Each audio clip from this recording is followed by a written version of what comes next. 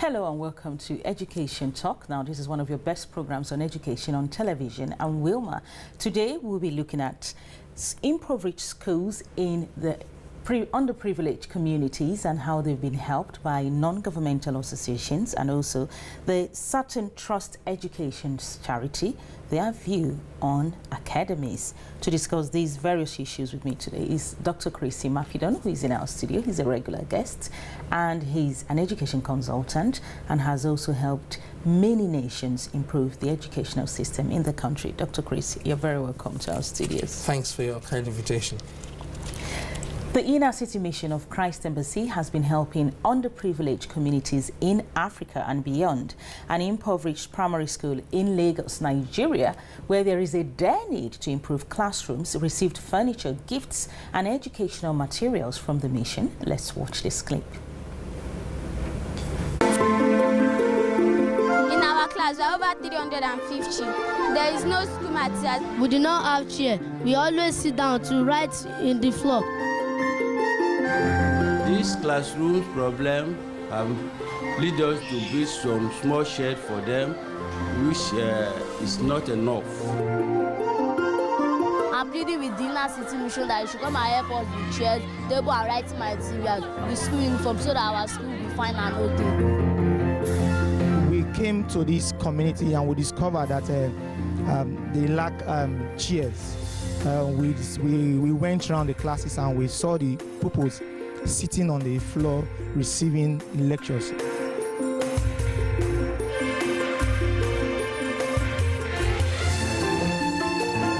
But the first phase of our intervention is to deploy chairs for the pupils, because we don't want them to sit on the floor receiving lectures again. We don't want them to sit on the stone receiving lectures. That's why we brought these chairs. We understand that you have 1,760 pupils in this school. On behalf of the Innercity Mission for Children, our partners and our man of God, Reverend Chris Yakilume, we present these chairs to Ibafo Nursery and Primary School.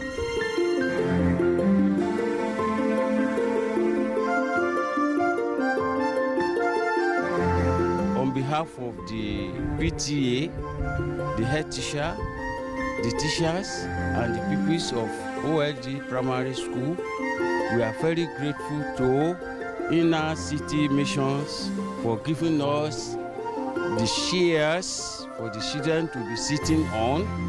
It is a very marvelous gift, and pray that God Almighty, who is the owner of all children, will safeguard them in all their missions. Before, we are sitting in the floor and we are writing on our leg. But now, I'll be sitting down on the chair. Thank you, Innercity Mission, for giving us chair. We read well and write well as from today. I thank you very much. May God bless you.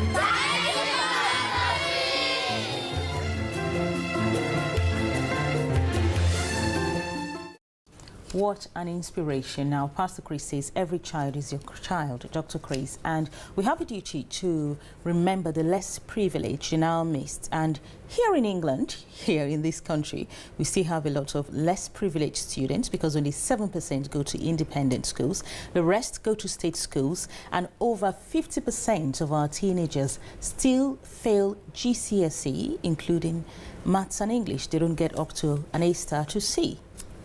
It's very disappointing because we right now have all the wherewithal to be able to eliminate the disparity between the education of the poor and the education of the rich, or the privileged and the underprivileged. If we have the resources, why have we not implemented it? We shouldn't be having schools aided by third sector companies or charities. We should have, as a government, clear objectives to give every child the same level of education. If we do that, they put in contributions back to the economy, back to the society, and back to the community. If we don't, the real losers are the economy, the society, and the community. So the child does not only contribute to his family. If anybody graduates from medical school and becomes a doctor, he treats every member of the community as a patient. If you're a lawyer, you represent as many people as come to you for assistance or help. If we do not get the potential scientists to become a scientist and discover a new cure for one disease or the other, we have collectively suffered. If we understand these basic tenets of human existence, then the issue of saying we have children going to one sector in terms of independent sector, another set of students going to another sector will completely vanish. So we need to realign our force and know that children will become men and women tomorrow, and all they will do is either be destructive, become a destructive cause, or become a constructive force. And if we bring them up very well, they become a constructive force and contribute to the society. If we don't, if we ignore them, or we are selective who we help or who we assist, we'll find out that the prisons will grow in population and the universities will decrease in population. If we encourage criminality inadvertently, it doesn't matter whether we did it deliberately or inadvertently, we'll still reap the rewards of it. That's the reason why every government should wake up to realize that every single child should be given the same level of education, irrespective of background. One of the things the government will say is that there is help for poorer students, but most parents have complained that they are not made aware of this help and they do not have access to it.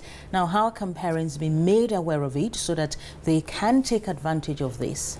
It's a shame we are putting the bulk on the parents, because the government has the facility to inform the parents, but they don't have the political will to go about it. It's not expensive. Before now, it was expensive. Now it's so easy for you to communicate. How about sending one email to every single parent at the beginning of each term? This is a central government email. It doesn't cost a stamp. It doesn't cost any stamp for you to send an email. It doesn't cost a paper. You don't print it on paper. You just send a link to them of a PDF report that has been released shortly.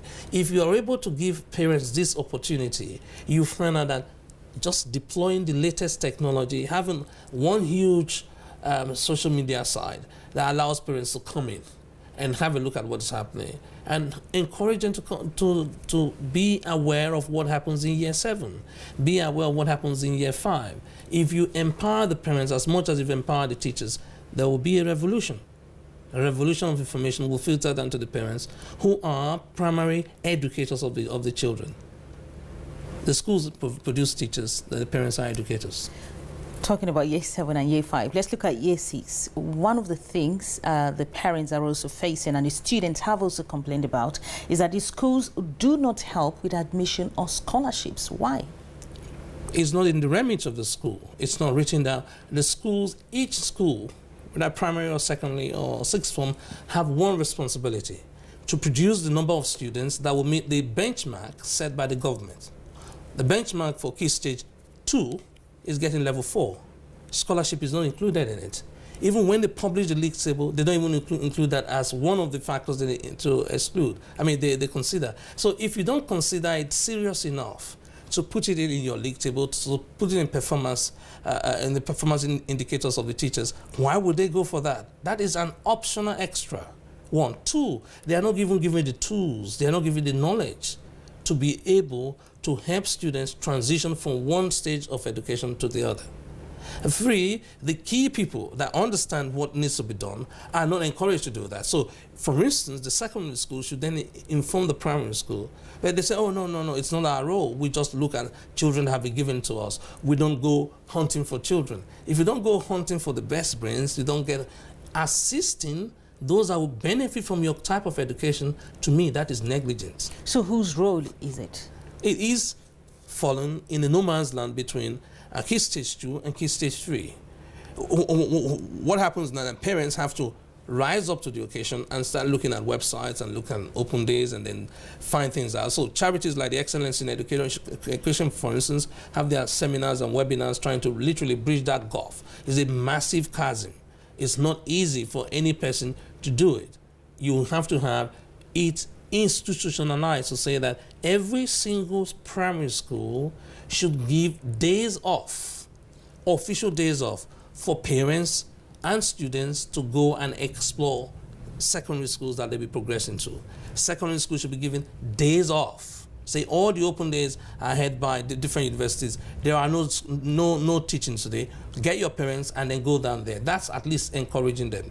Then they will begin to be sensitized to the options available to them. Right now, most students just say, the option available to me is my local school. And they just go as a default to their local school. Which is the one next door. Which is one next door, and which may not have your interest whatsoever. It may not be their specialism at all. Their specialism is predetermined before you made your application.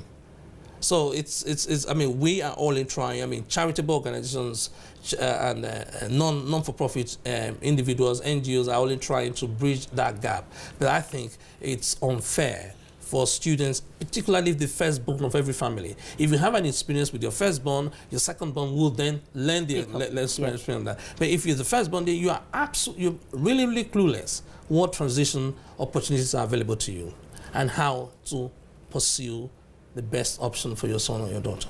We'll come back to that, but let's look at still on the schools now. Here in England, schools could be allowed to prioritize places for the poorest children in their area. And under a draft admissions code, children eligible for the pupil premium would have first choice on school places. Now, Dr. Chris, just the poor children having first choice on the school places. What effect will this have on those not eligible for the pupil premium? I really don't know why it should be given to people premium. Of course, those ones will lose out. The ones in the middle will lose out. The top or the elite or the lower middle class will never lose out because they are informed. That's what defines their existence. They're defined by the level of education they've got. So they are always researching. But they are usually very few, just less than 10%. Yes. And we're talking about the whole school system in England. They should make it universal.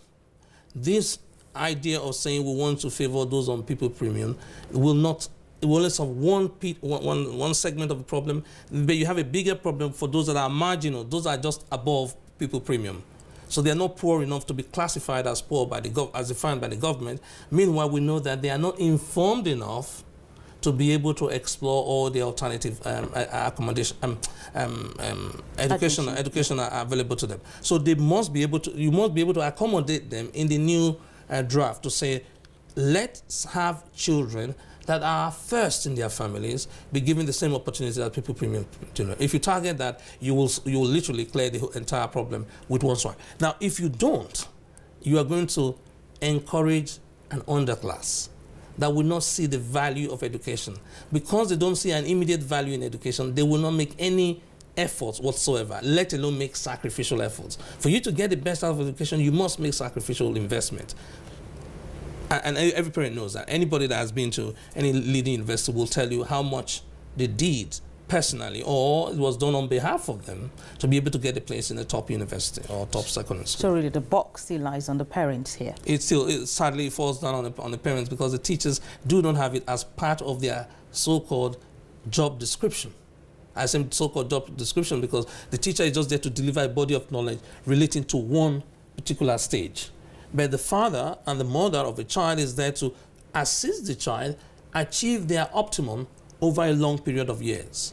So you cannot say that the temporary measure of deciding which secondary school a child goes to falls back on the parents when they are not informed, when they have not been given the, a clear understanding of why you should do what when. Let's look at the Oxbridge admission process and the application process for those who are interested. Really, most students should be interested. A lot are actually discouraged by hearing of Oxbridge. They no longer want to go. But how can they be encouraged and how can parents be helped? That discouragement is a fruit of ignorance. It is a byproduct of people that have shut their minds from what is happening and have not been given the opportunity to visit it. Now, those that have ever visited these institutions have a totally different opinion of it. So just one visit alone. If we have school trips to the museum to find out what happened in the past, I would recommend every school in year 8 and year 9, prior to the choice of subjects, must have a trip to Oxford and then have another trip to Cambridge and then to the top universities.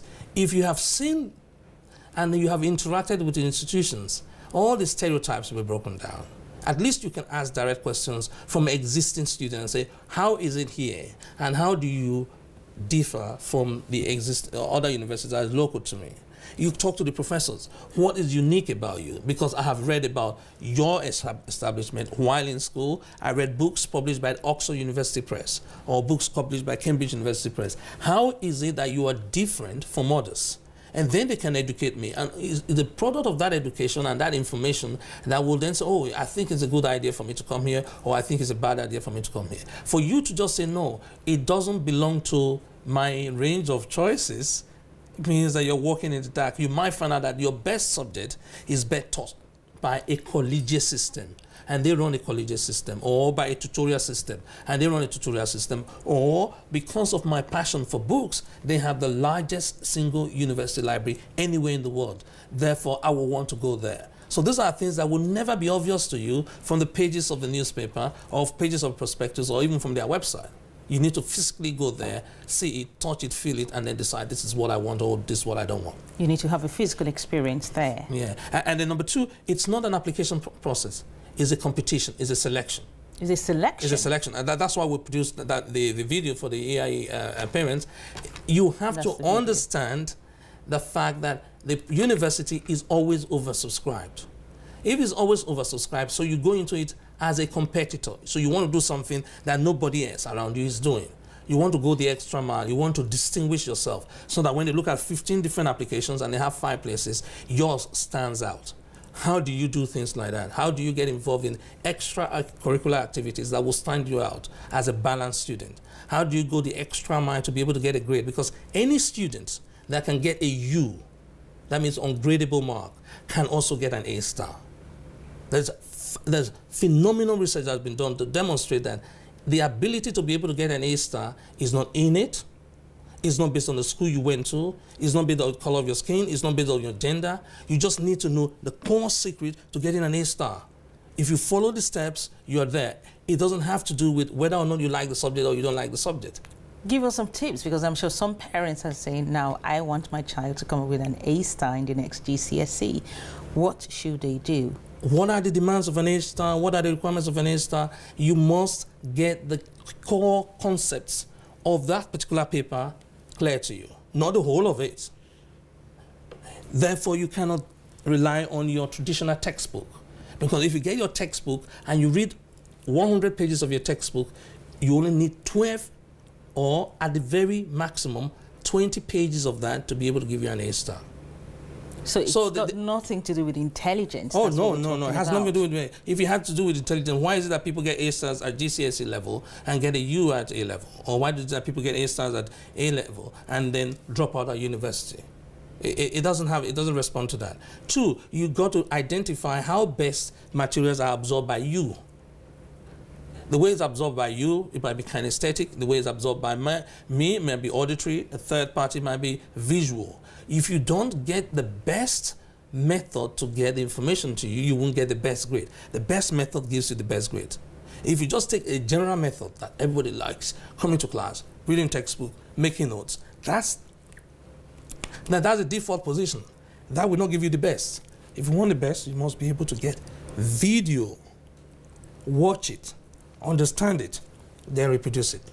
Very, very interesting looking at that, because we talked about kinesthetic learners, auditory learners, and also visual learners. Now, how can parents get this? Because this has a lot of information for parents and students as well. If you send us an email, we'll be very glad to ship that across to you. And it's free. Yeah, it's free. It's definitely free.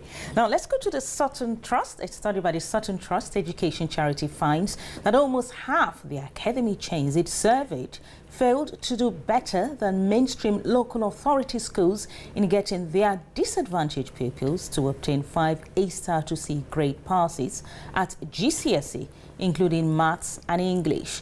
The question is, why are many of the academies failing? And this contradicts, Dr. Chris, it contradicts the very reason for which they were established in the first place.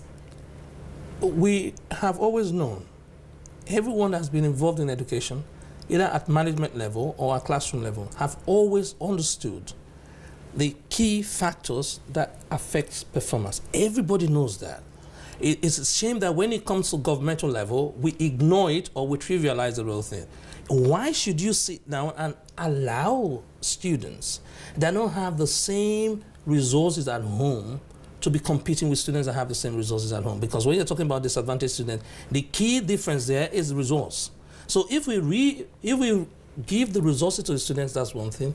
Then if we have after-school clubs that is able to boost, because these children don't have the same access to electronic devices that they have at home. These same students don't have the why of learning. They don't really know the immediate consequences of doing well or doing badly in school.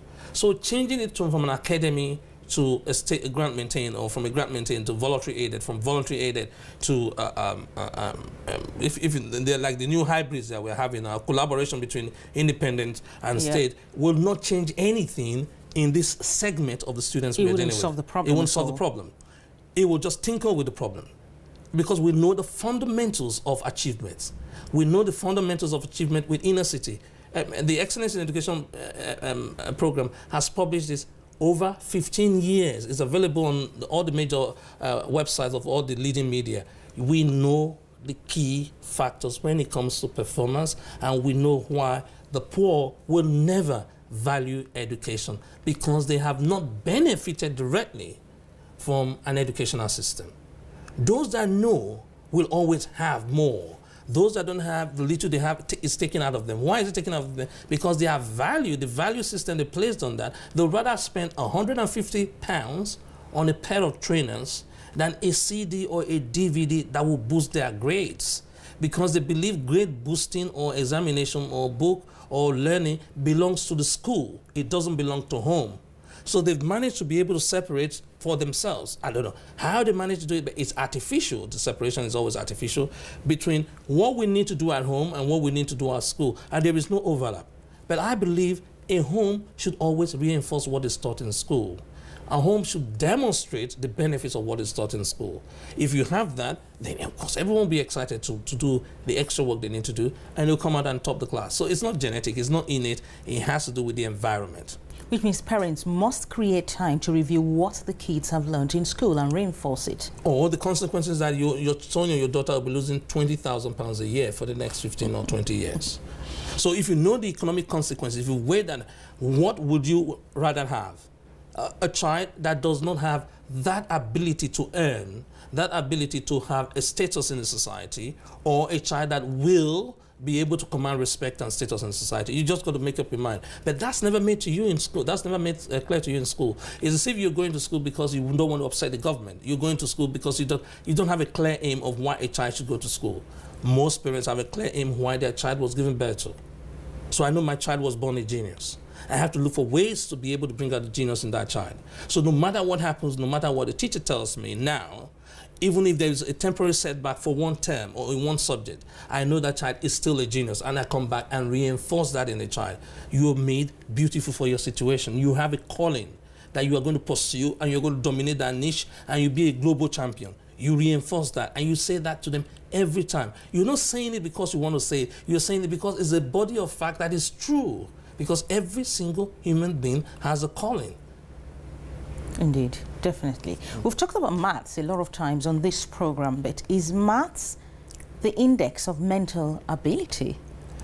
Sadly, the original educational psychologists saw that there was a strong correlation between academic achievement and mathematical prowess or mathematical scores. So, and that has filtered into the educational system. Every teaching program tells you that if a student is strong in maths, he's most likely going to be strong in every other subject. That if he is a genius, the first place it's going to manifest in terms of mathematical ability because of the logic that is involved in, rather than just the numbers.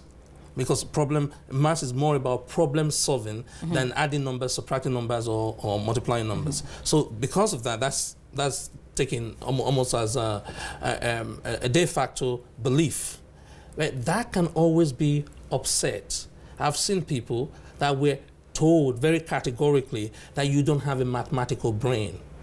And then they lived their lives believing that they don't have a mathematical brain. Until when we got involved in some form of discussion, and I told them, no, every single person on the planet has in them the ability and the potential to do maths. Now, ability is different from potential. Now, if you activate your potential, you are able to do it. If you don't activate it, then you are not able to do it. So the fact that it wasn't activated between the ages of 5 and 11 or 5 and 10 does not mean that you didn't have it there. You can go back there and still go and reactivate it. By simply doing mathematical games and mathematical exercise, which we put on our website a while back. So maths is used erroneously as a proxy for determining a lot of people's intelligence, and therefore if they are weak in maths, oh, we never do well. No. Every human being learns in a unique way. In a unique way. A very unique way. That's the important thing. Every human being learns in a unique way, and that's what parents need to learn. Parents need to know. That's what they need to know, because we've had school dropouts. I mean, they failed primary school that eventually became Nobel laureate in chemistry. Amazing. So if you are saying that that person did not have an IQ that's high enough to be able to understand chemistry, how did he become a Nobel laureate? Same person, but just different environment, different teachers, and different philosophy. That this child has something in him. Let's see how we can explore, dig out that from them. And people that have multiple births, triplets, twins, will come out and tell you this. The triplet will have 3 different indices. And 3 different interests. Yes, 3 different. Well, we're running out of time now. For parents who are wondering, how can I get this CD? You want to know if your child is an auditory learner, a kinesthetic learner, or a visual learner. It's got nothing to do with their innate ability. It's got nothing to do with their intelligence, but how well prepared they are for the exams and what type of learners they are. You can send emails to educationtalk@loveworldtv.co.uk or go to the Excellence in Education website and get more information. Dr. Chris, it was lovely having you here today. I'm sure a lot of parents have learned a lot of things about how to help their children boost their grades in class. Thank you for coming. Always a pleasure to share. Thank you very much. Well, viewers, this is Education Talk. It's one of your best programs on education on television. Enjoy the rest of our programs. We'll be back next week with more for you.